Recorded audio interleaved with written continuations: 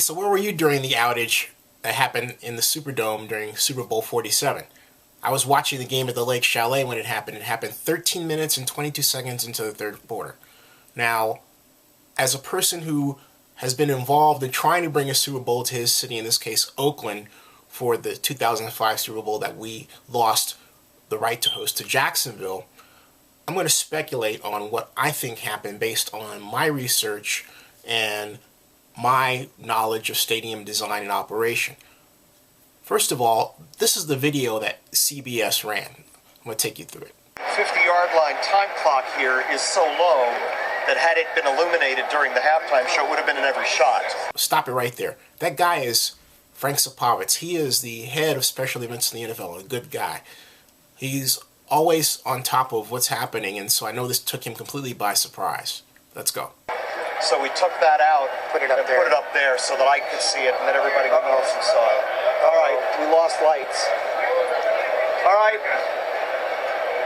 We're going to a manual override. Okay. Almost 2 minutes into the second half, the power went out. In the NFL control room, there was no panic, but there was an undeniable amount of uncertainty about the cause. Let's give people the PA. Give people the PA. You said it. Do we have PA? Do we have access to PA? Now, Doug Thornton, the person that Armin Katayan is talking about in the video, is the man actually saved the Superdome, and I've interviewed before. He's a friend of mine. Another good man. Frank, we lost the A feed. What does that mean? That means that we have to do the bus tie. What does that mean? That means about a 20-minute delay. So this isn't a matter of somebody intentionally doing anything wrong or not knowing what they were doing. It's for an entirely different set of reasons, and I'm speculating here, but I think I'm absolutely 1,000% right. And here's the reason. The Superdome has not hosted the Super Bowl in 11 years. 11 years ago, we didn't have, for example, YouTube. We didn't have Twitter. We didn't have the kind of digital media onslaught that we have today. And you would say, well, so what? Well, when you have 3,000 credentialed media for the Super Bowl, it translates into a gigantic demand for power, and that surge is going to happen all at once. You're not going to see it until a key moment in time. And that moment is just after the Super Bowl halftime show is over. A moment that happens to occur at roughly 13 minutes into the third quarter. So my speculation is that it was that surge of demand from computers, reporters and bloggers posting, and remember, more media, vastly more media than for a standard game, that drew a power demand that the Superdome couldn't handle. It triggered the relay shut off, the emergency generators went into effect, and we had 34 minutes of basically a blackout on one side of the stadium. Now you're probably saying, how come this didn't occur in Indianapolis?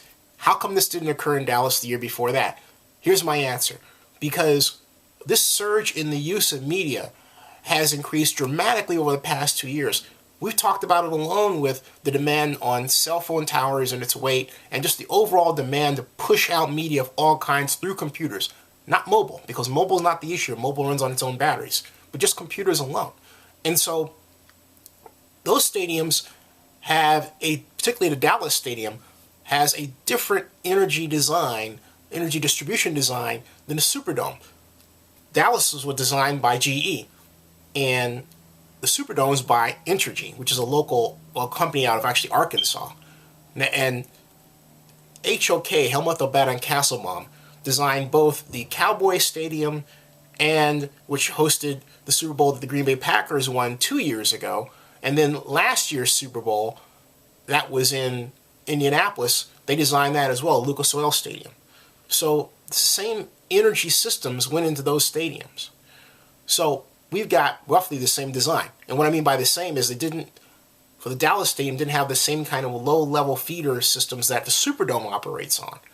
So my speculation, to cut to the chase, is that this enormous new power demand was the cause of it. And it calls for an entirely new set of bid specifications for anybody that wants to host a Super Bowl game now and into the future, if only to prevent this sort of thing from happening again. That's my story, and I'm sticking to it. And I hope that New Orleans gets the Super Bowl again, and we can move forward.